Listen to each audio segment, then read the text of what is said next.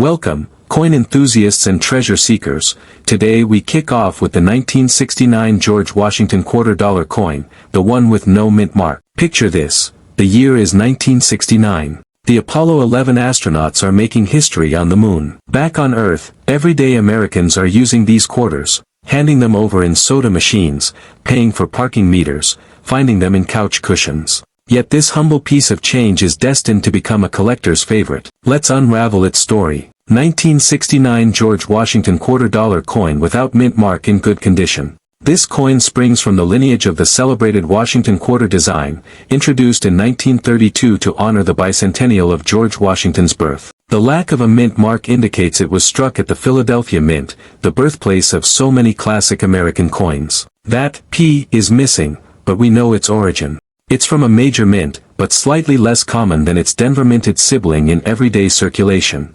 In good condition, so lean into the patina, the smoothing of Washington's cheek and hair, the flattening of eagle feathers, the soft edges, these were signs tell a story of years in pockets, in tills, in jars. Historically, 1969 was a pivotal moment, a year of social change, space triumphs, and the waning years of the silver era in reliance on coinage.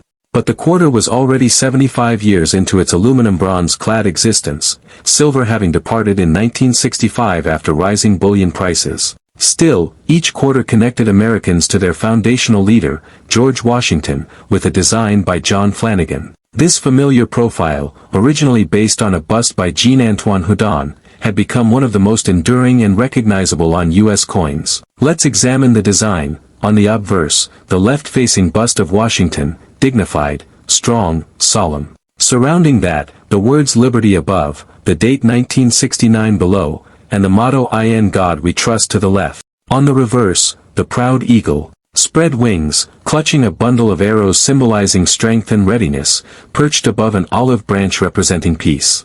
Encircling, United States of America above, E pluribus unum just under the top edge, and $quarter below. The artistry is crisp, Flanagan lines enduring. In good condition, many of these features are worn. The fine detail of Washington's hair is smoothed. Liberty may be faint. The date and motto may be visible but flattened. The eagle's tail feathers merge. Yet, in good condition, the shape remains, the text legible, the date clear. That's essential. If the date were lost, the coin would be virtually worthless to collectors. Good condition coins of this type are often graded G4 to G6 on the Sheldon scale. Expect obvious wear, but no holes or damage. The mintage for the Philadelphia, no mint mark, 1969 quarter stands at approximately 326,630,000 pieces, a massive run, common for circulating coins of that era. The sheer volume makes them abundant. But even so, undamaged, with the date and motto present, they pull interest. Market value, in everyday circulation, nearly face value. But for collectors seeking examples showing naturally softened edges, especially with full reading on the rim, and no damage, these good condition coins might fetch 50 cents to $1.50, sometimes up to $2 if the surfaces are unusually clean without bag marks or scratches. But those are modest premiums over face. Now let's talk errors. The 1969 Philadelphia quarter is not known for dramatic double dies or off-center mintings in any significant numbers. Some may exhibit minor die cracks or faint doubling on the date or motto, but nothing like the famed 1937 D three-legged buffalo. The key error to note is the occasional die chip near the eagle's leg or the date, often seen as a small raised blob. Collectors call it a spike or die chip, and while not officially catalogued as a famous error, it can add a few dollars to a well-worn coin. Other mishaps like slight off-centering, less than 5 to 10% of the design, exist. A coin off-center by even 3% can be collectible. But again, these are rare, most are perfectly centered. Collector interest. Why hunt these well-worn coins? For many, they're the humble bedrock of a circulating type Washington quarter collection. They fill a hole in coin albums or typesets. They're tangible links to history, carried by your grandparents, found as change in your first bank account. Some collectors pursue circulation strikes, specifically, examples with even wear and originality, showcasing how the coins aged. A good grade 1969 without mint mark fits perfectly. It's attainable, historically relatable, and a building block. Let's consider population. High, tens of thousands in collections and in dealer inventory. Rarity, very low, but consistency, high. Dealers often stock them in Whitman folders and coin tubes. They're excellent for budget collectors. Key attributes: a clear 1969, visible in God we trust, roughly 1 to 2 millimeters of reading visible on the rim. One niche market, cleaned coins. Be wary, many circulated coins have been dipped or cleaned in jewelry cleaners, ruining surfaces. A good grade 1969 quarter that is natural, no cleaning, original luster remnants, rich toning, is more appealing. Even in wear, collectors prize originality. In summary, this coin is a classic, low-cost entry point into numismatics. It's about the feel, the story, a piece of 1969 America in your hand, even in well-worn condition. It connects eras, astronauts walking on the moon, singing "Here Comes the Sun" on the radio, your parents or grandparents using these for laundry machines and phone booths. In good condition, it still carries Washington's face, his motto, the nation's spirit, even with where it resonates. 1969 D George Washington $quarter coin with mint mark D in good condition.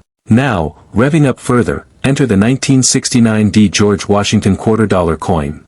That little D under the motto indicates it emerged from the Denver Mint, elevated but still clutched by your pocket change. These coins are close cousins to the Philadelphia issue, but minted in Denver often go slightly overlooked by collectors, making them quietly intriguing. Let's explore the historical context. Still 1969, full of human triumph, Neil Armstrong's One Small Step. Closer to Earth, the Denver Mint kept busy, punching out these little quarters. The mint mark D, small and round, lies under "In God We Trust" on the obverse. It may be tiny, easily worn off or hard to see in good condition, but its presence turns the quarter from common to modestly less ubiquitous. Design features mirror the Philadelphia coin, Flanagan Washington on the obverse with Liberty above, "In God We Trust," 1969, and the D. Reverse bears the same eagle clutching arrows and olive branch, United States of America, E pluribus unum, $quarter. In good condition, the mint mark may start to fade, blending into the fields, but if visible, it's a plus. Mintage. The Denver Mint struck approximately 324,240,000 of these quarters, slightly fewer than Philadelphia's total. That makes them only fractionally less common, but still abundant. The difference is marginal, yet noted among collectors. Market value, again, nearly face value in circulation. Good condition coins with a visible D often command 50 cents to $2, sometimes up to $3 if surfaces are clean and the mint mark remains bold. The presence of D slightly boosts desirability, cosmetic, but helpful for completing location variety collections. Errors? Again, no major variety noted for this issue. Some pieces show weak strikes. Denver's mint during the late 1960s had softer strikes on the third quarter. You might find weak mint mark, faint motto, or shallow features, what some collectors call Denver soft strikes.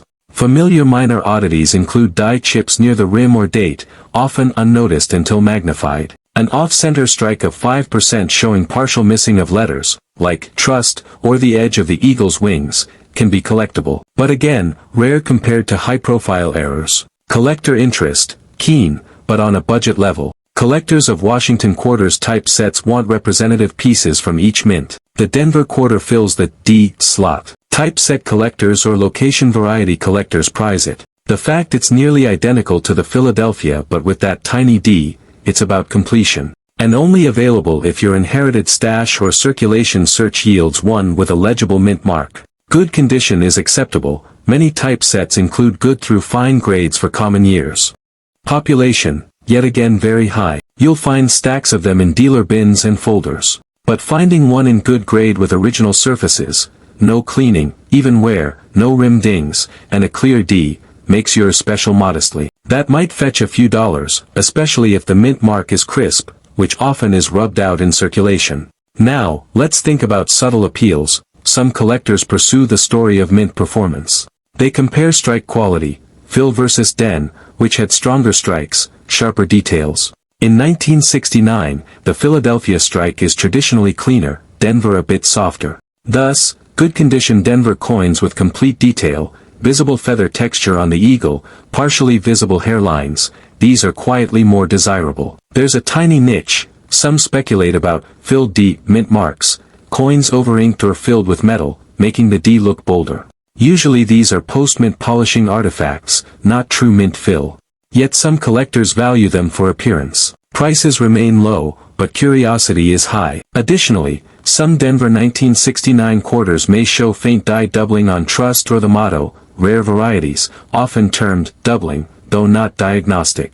Upon spotting one under magnification, a collector might pay a small premium. Even a subtle die crack along the rim, or a raised spike near the date, draws attention. So, in summary, the 1969 D quarter in good condition is slightly more collectible than its no mint mark sibling. It's perfect for completing a set, and for that, you only pay a small premium. It's still affordable, still evokes 1969 America, and still shows Washington's noble profile, even if softened by decades of handling. That tiny D is a mark of completion, of collector dedication, of subtle pride in anchoring the Denver contribution to coinage history.